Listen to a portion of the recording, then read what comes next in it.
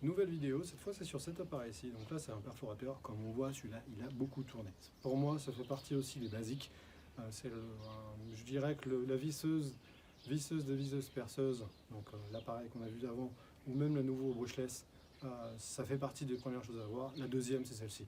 Donc c'est la R18 SDS. Donc R18, donc simplement c'est un système rotatif, toujours avec le même principe, donc les batteries 18 volts, donc en 3, enfin il y a plusieurs voltages. Attention, ça c'est extrêmement gourmand, parce que forcément quand on doit taper, c'est qu'on doit taper dans du fort, donc on a besoin de puissance. Donc pour puissance, ça veut dire les petites batteries, ça vous oubliez, ça va tenir 2 minutes, vous allez galérer régulièrement à devoir les charger. Donc il faut vraiment avoir du 4 ou du 5. Moi, pour celle-là, j'avoue que l'appareil en lui-même est déjà lourd, donc franchement les 100 grammes, on s'en rend pas compte, quoi. Donc, batterie de 5 ampères que je mets dessus, qu'on affiche ici. En termes d'options, on n'a pas 36 options, hein, parce que c'est vraiment du simple, c'est un gros moteur, une grosse puissance, mais on a deux choses à savoir. Première, la rotation. Donc ça c'est dans un sens, dans l'autre. Pareil qu'une visseuse des visseuses, hein, rien de très compliqué, mais en gros on va rentrer dans ce sens-là avec ce côté-là, et dans l'autre, en fait, l'appareil va permettre de sortir. Alors, on s'en sert en perfo pour simplement sortir la mèche régulièrement, parce qu'on peut avoir des grandes mèches. Moi, j'ai une mèche de perfo qui fait à peu près 1 mètre de profondeur quand je dois taper de très grandes de longueur de béton. Ça m'arrive sur certaines fondations, par exemple, quand je dois passer du câblage. Donc, dans ce cas-là, on a des grandes longueurs qui peuvent être à manipuler. Donc là, la sortie, entrée-sortie est très utilisée parce qu'en fait elle permet d'enlever la mèche sans avoir à tout exploser et sans avoir à tout casser, quoi. Donc ça c'est la première chose, direction. Bien sûr la gâchette, donc rien de sorcier. Par contre il n'y a pas de protection, hein, quand on appuie ça envoie.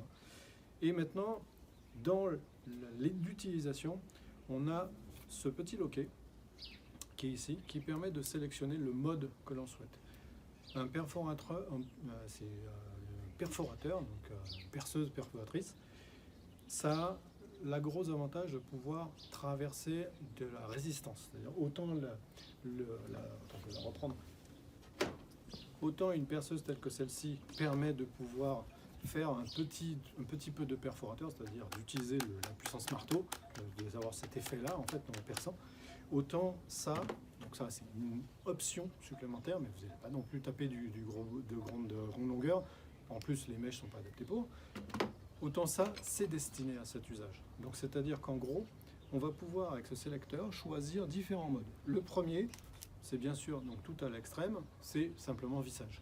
Donc vissage, je vais prendre dans mon lot, donc un petit lot à prendre avec quelques mèches, hein. Donc c'est des mèches qui ne sont pas des mèches comme tout à l'heure pour l'autre appareil, ce sont des mèches qu'on appelle SDS. SDS, c'est ce crantage-là. C'est un système normalisé qui permet d'avoir un crantage pour rentrer dans l'appareil. Donc ça veut dire qu'ici, je rentre simplement, donc j'ai un sens, je sens que j'ai une résistance, et après je rentre à l'intérieur. Donc là maintenant ma mèche est rentrée, je n'ai pas à visser quoi que ce soit, c'est un système d'ancrage. Pour le sortir, pareil, on a une tête qui est là, en fait on le tire vers le bas, et en fait le loquet sort tout seul. Donc SDS est vraiment super pratique pour ce genre d'appareil. Par contre, ça n'a pas la même précision qu'un système à mandrin, c'est-à-dire que le système bouge en fait, c'est très mobile dans l'appareil, donc c'est pas du tout destiné au même usage que ça. C'est pour ça que l'un ne remplace pas l'autre en fait. Donc, quand on prend la première option qui est ici, on n'a que le vissage, ce qui fait que quand on va envoyer, donc là je suis dans le sens des visseuses, pour enlever la mèche, là je suis dans le sens pour percer la mèche, je vais me mettre à pouvoir tourner. La ventilation, le moteur est ici. Surtout quand vous tenez l'appareil, évitez de faire ça, donc de le tenir par là, même si ça m'arrive de le faire, parce que dans certains cas on n'a pas le choix. En fait, tout le système d'aération est là, ce qui fait que là, vous faites chauffer le moteur. En fait, il ne se refroidit pas. Ça chauffe très fort. C'est vraiment pour des gros usages. C'est quand on a besoin d'envoyer du bois, comme on dit. Donc, c'est-à-dire qu'en gros, on a besoin de pouvoir le faire justement percer. Donc, à ce titre-là, évitez justement de mettre la main là. Essayez de la mettre ici ou là, juste là. Dans ce cas-là, vous avez encore l'aération qui peut se faire correctement. Donc, je répète. Premier modèle, c'est uniquement pour percer. Donc là, on perce dans la matière. Au passage, on a la petite diode LED, cette fois-ci qui n'est pas vraiment directrice, pas comme justement cet appareil-là, où là la LED elle est sur le bas et indique vraiment là où on veut percer. Ici, vu que c'est du général et qu'on peut avoir des mèches très longues, en fait elle est dirigée vers l'avant. mais pas avec une zone très précise. Mais c'est largement suffisant pour percer parce que la diode est assez intense en éclairage. Voilà. Donc la première option, perçage simple. Deuxième option, donc on tourne d'un cran. Et là, on arrive ici, donc à ce deuxième cran. Là, on a le petit symbole, donc je ne sais pas si on va le voir. On a un petit symbole avec un marteau et une vis. Là, ça veut dire quoi? Ça veut dire justement qu'on va pouvoir envoyer. Et là, on voit que le membrane se déplace ici. Donc, en fait, il se déplace en avant, en arrière. Bien sûr, quand on perce dans le vide, ça ne se voit pas. Mais en fait, quand vous allez mettre un obstacle en face, en fait, l'appareil va faire une espèce d'envoi avec des petits à-coups. C'est bien sûr le mode privilégié pour tout. Moi, j'utilise quasiment que cette option-là pour cet appareil-là, permettant de pouvoir percer du béton, de pouvoir percer là, typiquement des carreaux de terrasse, tout ce qui est à base béton, globalement. Le bois, vous oubliez, le métal, vous oubliez. C'est pas du tout fait pour ça. Donc ça, c'est la deuxième option. Troisième, ça va être justement la même chose, mais beaucoup plus lentement en fait. Donc là, en fait, c'est ça qu'on commence à vraiment avoir besoin de taper avec un petit espace rotatif. Ça, c'est plutôt quand on va commencer à taper avec ça. Donc avec un burin. Donc on va devoir buriner. Et en fait, on veut que la tête tourne en même temps qu'on tape un peu. C'est pratique quand on veut défoncer certains éclats de béton, quand on veut commencer à creuser quelque chose. Donc ça, c'est le genre de perçage. Cette option-là est vraiment pratique uniquement pour ça. Moi, je m'en sers jamais, mais en tout cas, elle est là. Et la dernière option, et vraiment ça, c'est la deuxième que j'utilise tout le temps, avec cet appareil en tout cas, c'est bien sûr plus du tout pour ça. Là, on commence à passer sur l'autre option, l'autre usage de cet appareil, c'est le burinage. C'est-à-dire qu'on est en train de parler de ça, c'est-à-dire casser quelque chose, ou percer quelque chose, ou faire un trou, mais pas du tout précis.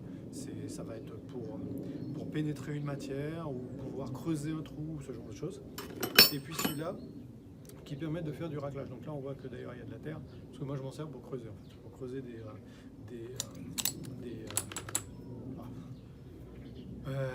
des passages de câbles dans les jardins. Donc je me suis servi pas mal de celle-là. Comme ça, en fait, elle permet de faire des trous, notamment chez nous, c'est très argileux.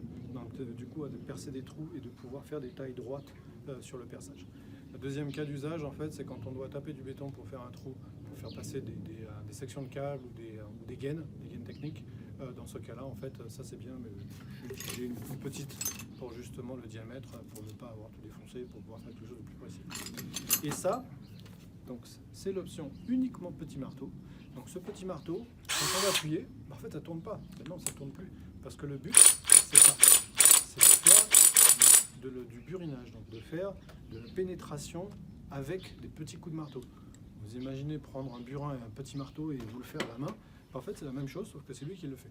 Donc, le petit burin et le marteau, quand on le fait à la main, qu'est-ce qu'il va faire? Vous allez avoir une matière qui est ici.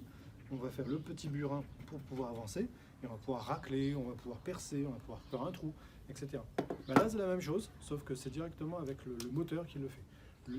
La bête est assez lourde. Donc, du coup, on a la capacité de pouvoir percer correctement ou de pouvoir buriner correctement.